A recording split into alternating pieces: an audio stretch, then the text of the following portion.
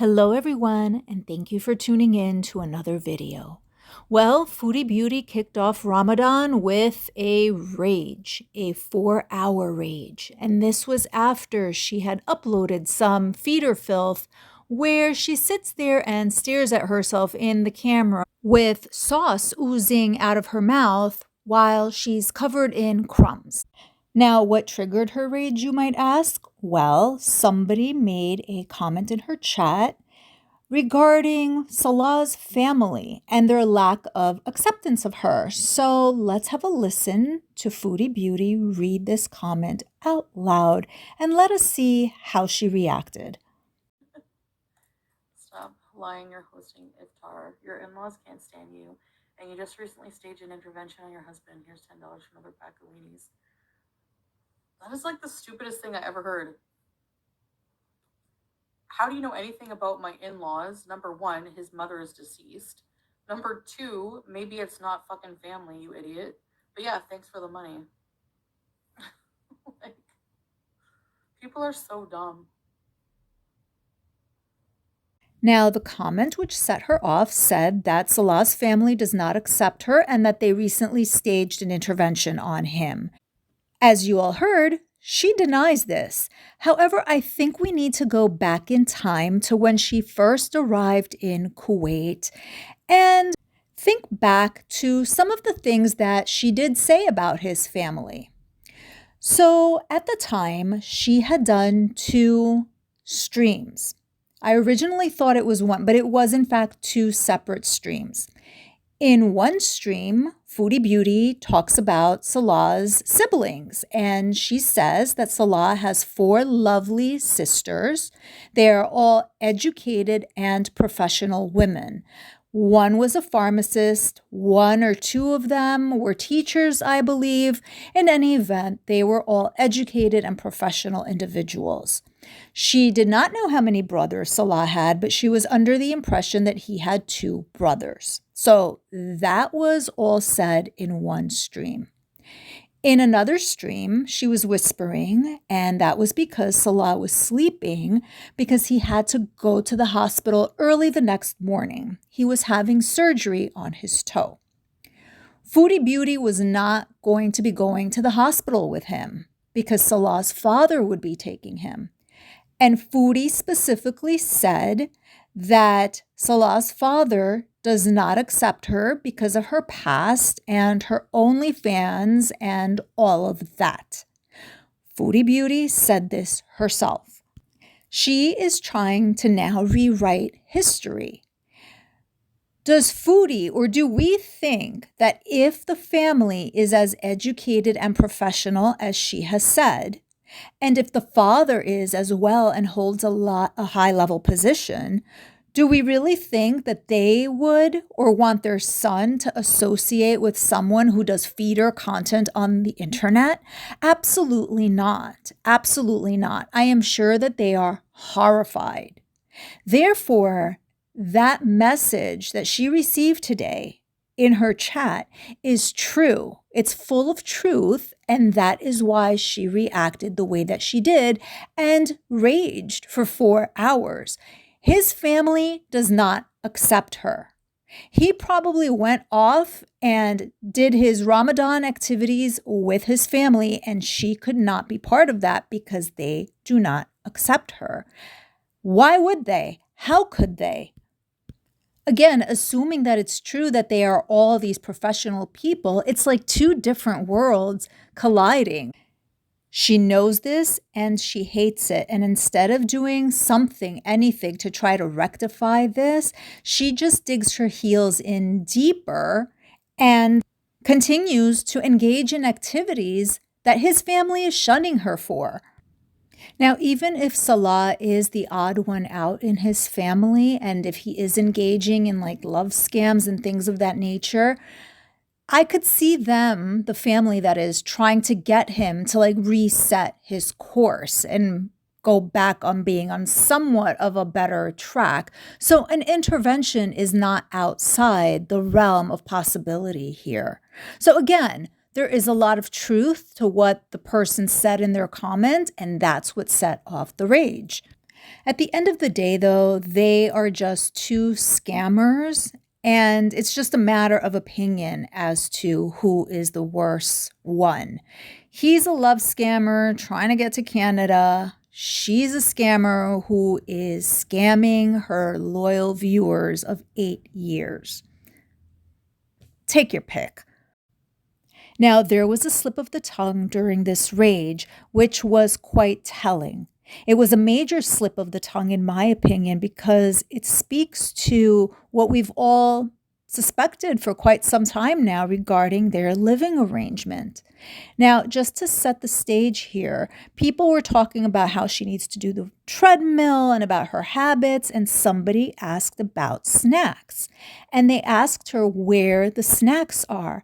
And listen to what she says as her response. The chips are in Salah's room right now. Did you catch that? The chips are in Salah's room right now. Not in my room, our room, in the bedroom, specifically in Salah's room.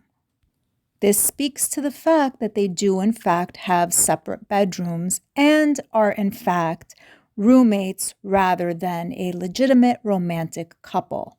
Additionally, as I showed in one of my videos yesterday, when she got up the other day to take Salah a hamburger and fries, she took it to the wrong room. She took it to her room, not his room. His room is the one that he was locked in that day when she went to give him a can opener and she had to wait for him to open the door.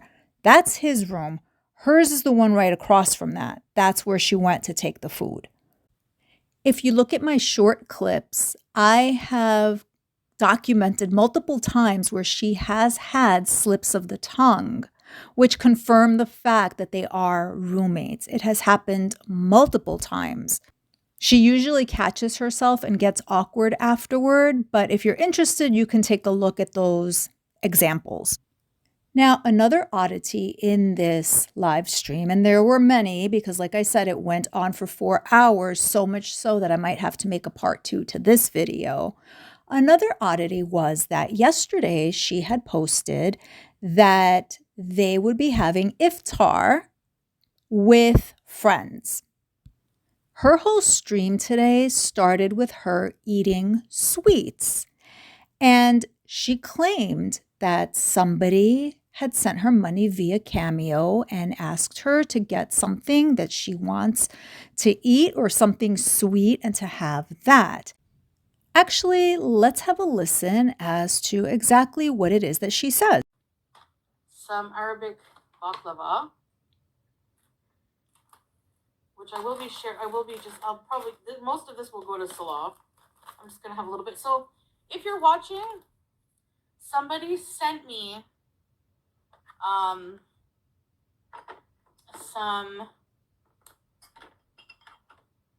a Cameo money, and they just said as a gift to me they wanted me to get some kind of sweets or a treat like that. So I said, okay, I can do that because, like, you know, especially during Ramadan, sweets are very popular. So yeah. So yes, I'm gonna have some unsweetened tea. Now, if they participated in iftar and if she's streaming for 4 hours, then where do these desserts come into the picture? I would imagine that iftar includes some level of desserts. Just yesterday, Foodie Beauty was telling us about how the fast is broken with dates, milk, and now she's saying that desserts are popular. So what's the timeline here? She also makes a point of telling us that the desserts that she's eating are on the more expensive side. My question is she double dipping? In other words, were these desserts either gifted to them or given to Salah by friends or family, and yet she's trying to pass them off as satisfying the conditions of a Cameo? On the flip side, is it possible that they depended on that Cameo in order to have some semblance of Ramadan taking place? Let me know your thoughts on this because it's just not adding up. Now, another big point in the rage was the topic of ableism. So, Foodie Beauty is back on the fact that people are being ableist because they have bodies that work and she doesn't. And she was referring to herself as well as Amber Lynn. It was just a few weeks ago where she was attempting to or pretending to take accountability for her size, if you recall. She was saying that if I need to purchase 2 seats on an airplane, I will do that. And I accept that. She was also trying to say that she knows that as a bigger person, there might be some vehicles which cannot accommodate her. And she was bringing up the whole Lyft story with the woman who was complaining or trying to take legal action against them. In any event, she was claiming that her mindset and her viewpoint had changed and that there are differences in size, and therefore the average person can typically be accommodated, whereas larger people cannot be. Today, she was singing a different tune again, her original tune, and accusing everybody of being ableist, amongst other things, which I'll touch upon in a moment. What Foodie Beauty fails to understand is that there is a difference between somebody's body which does not work due to either an accident or an illness versus her and Amber Lynn, who have done what they have done to their bodies themselves. Foodie Beauty has destroyed herself because of her eating habits and because of what she is willing to do for feeders. That is on her. That is her responsibility. Her issues, her lack of mobility specifically, is self-created. She could turn all of this around. She just chooses not to because she prefers to create content for specific individuals. What you do to yourself and what happens to somebody through no fault or effort of their own are 2 entirely different things. So her attempt to call others ableist has absolutely no merit.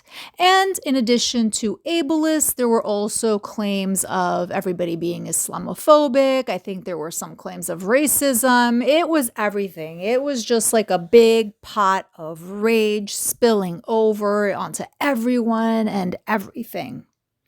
I will stop there. Let me know your thoughts on this mess once again. Thank you so much for listening, and until the next one.